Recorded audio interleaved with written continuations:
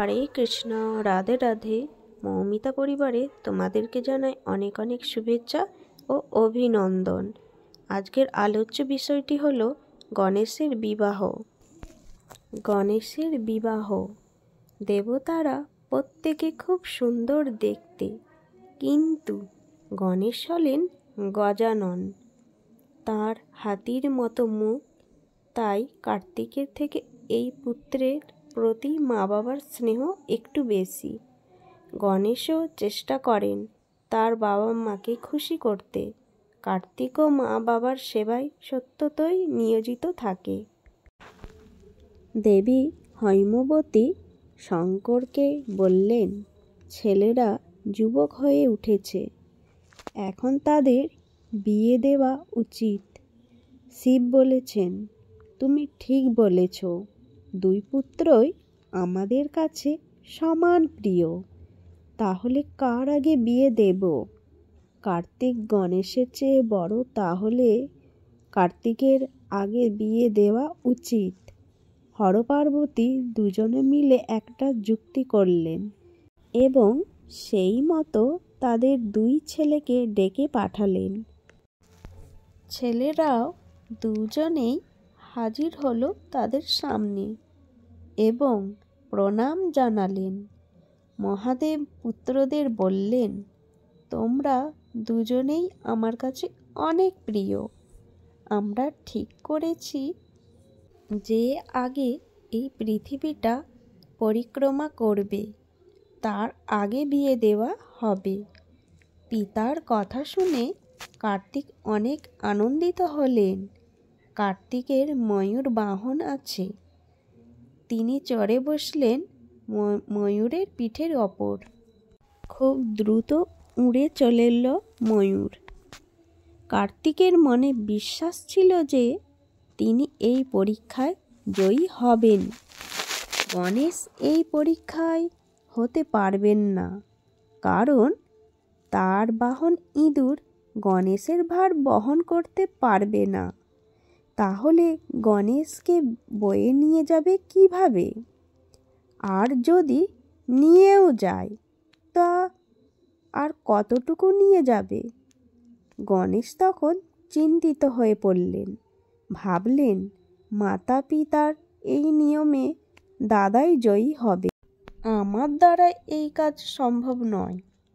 দাদাই জয়ী হোক, দাদার আগে বিয়ে হোক, আমি না হয় পরেই বিয়ে করব।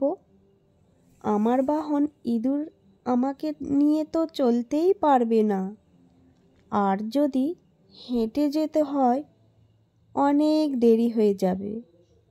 গণেশ এই সব ভেবে চিন্তিত হয়ে পড়লেন। তারপরে তার মনে পড়ল শাস্ত্রের কথা। মাতা পিতার চরণ পুজো করে প্রদক্ষিণ করলে সমগ্র পৃথিবী প্রদক্ষিণের ফল লাভ করা যায়। এই কথা ভেবে গণেশ মনে মনে আনন্দিত হলেন। যথাবিধি স্নান করে পিতা মাতাকে একটি পবিত্র আসনে বসিয়ে ভক্তি ভরে আনন্দের সাথে পূজা করলেন। এরপর 7 বার প্রদক্ষিণ করলেন। জোড় হাতে তাদের সামনে এসে উপস্থিত হলেন। গণেশের এই কীর্তি দেখে শিব পার্বতী অনেক খুশি হলেন। এরপর গণেশ বললেন, হে পিতা, হে মাতা, আপনারা বলেছিলেন যে আগে পৃথিবী প্রদক্ষিণ করবে তার আগে বিয়ে দেবেন। তাহলে আমার বিয়ের ব্যবস্থা করুন। মহাদেব গণেশের সব কথা শুনলেন। বললেন, তুমি তো নিয়ম পালন করনি, তাহলে কি করে আগে তোমার বিয়ে দেব? তুমি আগে পৃথিবী প্রদক্ষিণ করে আসো। কার্তিক তো চলে গেল সেই উদ্দেশ্যে, কিন্তু তুমি তো শুরুই করলে না।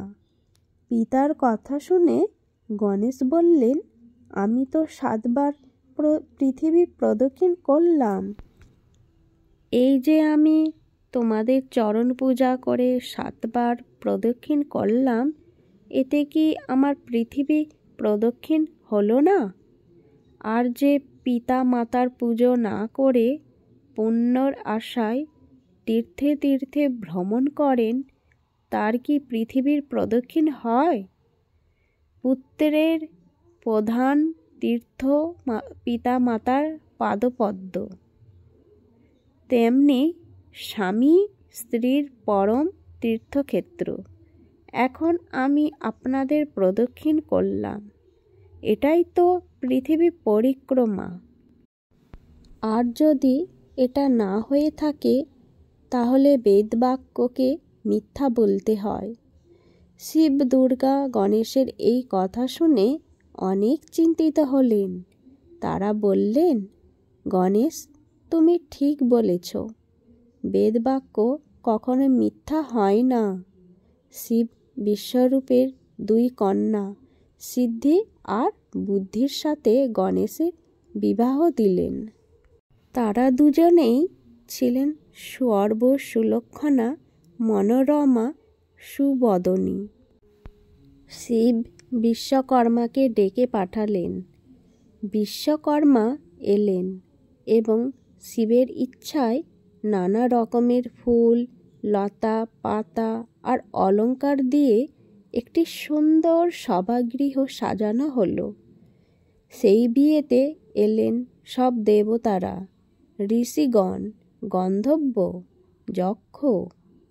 তারপর সেখানে সিদ্ধি ও বুদ্ধিকে আনা হলো শুভক্ষণে।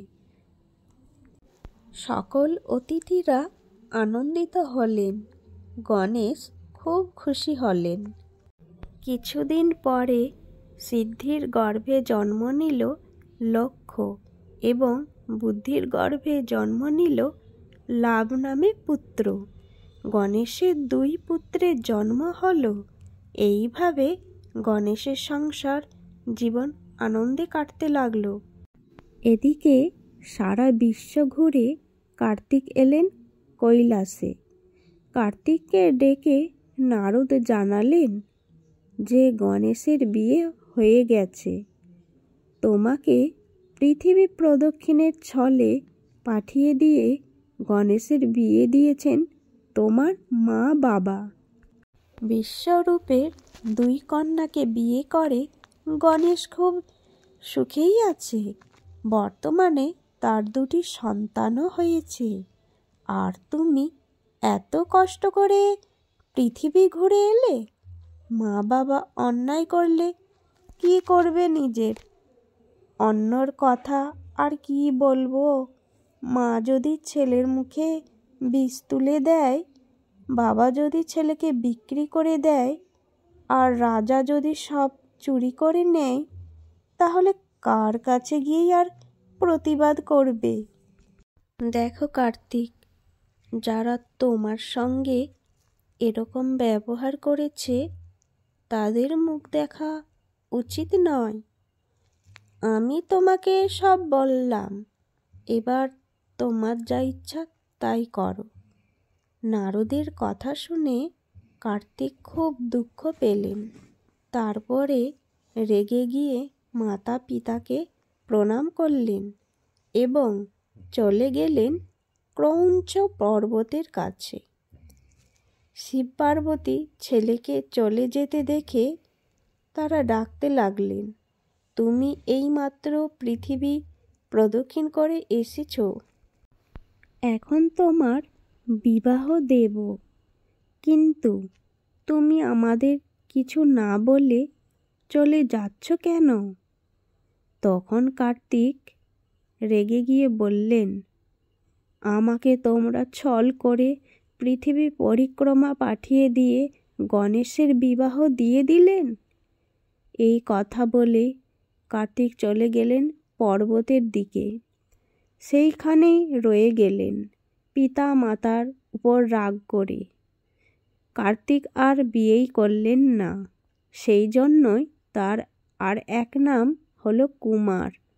শাস্ত্রে আছে, কার্তিকে পূর্ণিমায় কৃত্তিকার নক্ষত্রে কুমারকে দর্শন করলে সর্বপাপ নষ্ট হয় আর সকল অভীষ্ট সিদ্ধ হয়। হরে কৃষ্ণ, রাধে রাধে। ভিডিওটি এই পর্যন্তই, আর বেশি বড় করলাম না, এখানে এন্ড করলাম।